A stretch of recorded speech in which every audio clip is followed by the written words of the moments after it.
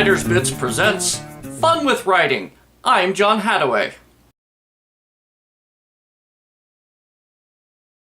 Okay, so there are two things that we always have to keep in mind when it comes to learning how to write better. The first is that to become a better writer, you have to read. And the second bit is you have to write. Now, the first thing that we're going to talk about is actually reading, because it probably doesn't seem like the most logical thing, while also probably being one of the most logical things. Basically, what goes on a daily basis, at least in my life and in the lives of most of the authors and writers that I know, is that there's constantly reading. And reading doesn't have to be something that is really formal. I mean, I spend probably hours every day online looking at news and, various websites. I like gossip websites. I know, right? But at the same time, I also spend quite a lot of time every day reading out of books. And the books that I read are both enjoyable. Actually, everything I read to some extent is enjoyable. But the books that I read can be considered enjoyable, meaning that they're fiction and they are specifically designed for entertainment purposes. And they can also be highly technical or boring in the sense that, they cover a topic and they go really, really deep into the topic. Not to pull out any specific examples, but I do like game theory and I do like economics, and both of those are really boring topics that require a lot of personal effort to get through, even for me, and I read them for fun. But I also like to read about bookbinding. I like to read about the history of paper. I have been reading about autism because I have autism. Lately I've been picking up comic books again. Not a lot. I mean, typically go into graphic novels, but this is reading. And what reading allows me to do is to see what other people, other thinkers, are doing with the words and ideas that might pair well with what I'm doing. And that's important, not because I'm going to steal from other writers or I'm going to take from them in a way that, is bad, I guess, but what it does is it allows me to go out and to see what's out there and in my own way to adapt what other people are doing into better writing and a better presentation of ideas. So reading. So that's one part of reading. The other part of reading is that writing is a form of communication. In fact, it's a really important part of the communication practices that we go through on a daily basis. You can't go anywhere without needing to read something.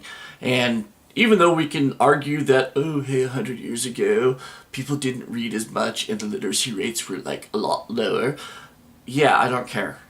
And I don't care that 200 years ago, hardly anybody read. And I don't care that 300 years ago, that people who could read and write were like aristocracy, or at least, associated with the aristocracy in terms of being scribes and whatnot. Not really the point. The point is that you go to the store and you want to buy a healthy bag of chips, you got to read the back of the bag of chips. You're driving down the road, and I know that not everybody can drive, but you're driving down the road, you need to know how fast you can go without getting a speeding ticket. Well, there are speed signs.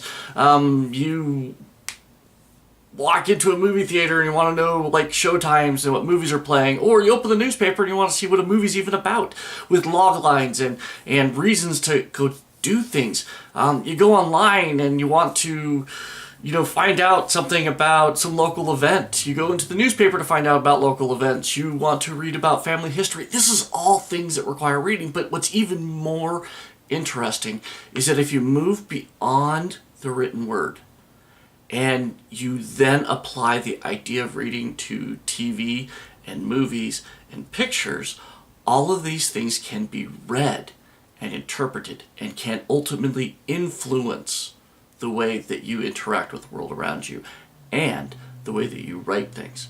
And so when I say that you need to read every day, I'm not saying that there's a formal sit down, read for 15 or 20 minutes out of, this big, long, boring book and just do it. What I'm saying is find the most natural way to interact with reading and writing that allows you to sit there and say, you know what, I've spent part of today reading and writing. And by doing that, you are one step closer to being a better writer.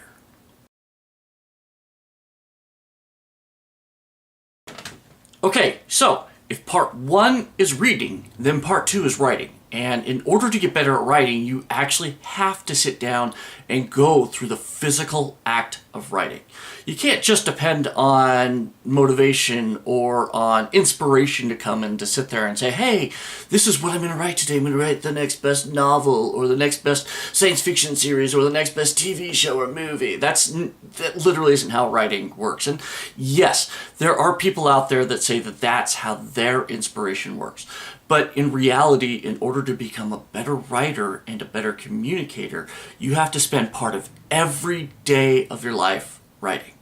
And so for me, what that means is that I'm either writing formally on my computer or I'm writing informally. And by informal, I mean that I'm using notebooks or pieces of paper or I'm sketching things out. I'm doing a lot of different things that equal writing.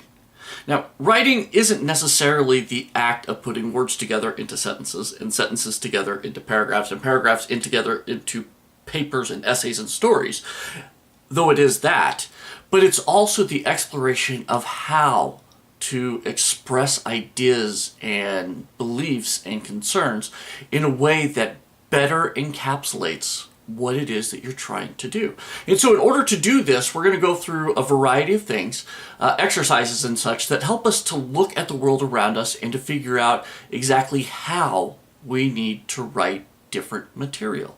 Right now, guys, that's it. We're going to ask you to do 2 things. One is to read every day. And when you read, you're going to do a bunch of things, but we'll get to that in a different video. And 2, you're going to write every day. And I'm not talking about a lot, but we want you to write something every day. And what Writer's Bits will do is it'll provide you copy prompts, it'll provide you visual prompts, it'll provide you videos to watch that might help inspire you to do that. But ultimately, what I want you to get out of all of this is, in order to be a better writer, you have to read, you have to write, and you have to do both every day. Well, that's it, guys. That's Writer's Bits presents Fun with Writing for now. Just remember that in order to get better, you have to read, you have to write. We'll see you next time. Talk to you later.